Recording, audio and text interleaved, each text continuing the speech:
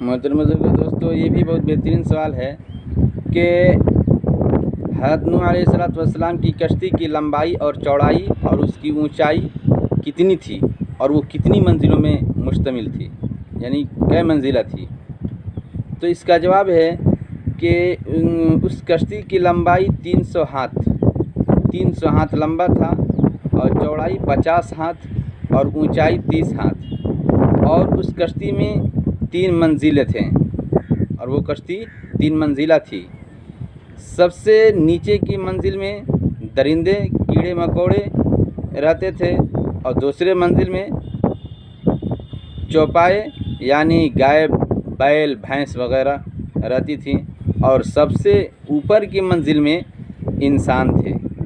جتنے انسان اس وقت تھے سب اوپر کے منزل میں رہتے تھے، اور بیچ والے میں چوپائے رہتے تھے، اور سب سے نیچے والے میں سب سے نیچے جو تلہ تھا سب سے نیچے والا اس میں کیڑے مکوڑے رہتے تھے جی۔ اور بعض لوگوں نے اس کی لمبائی 30 ہاتھ اور چوڑائی 50 ہاتھ اور اونچائی 30 ہاتھ بیان کی ہے، اور یہ ہاتھ مونڈے تک شمار کیا جاتا ہے، یعنی پورا ہاتھ تک، پورا کندھے تک پورا شمار کیا گیا ہے ایک ہاتھ۔ اس طریقے سے 30 ہاتھ اور 50 ہاتھ، 30 ہاتھ لمبائی اور 50 ہاتھ چوڑائی اور اونچائی 30 ہاتھ بتایا گیا ہے۔ اور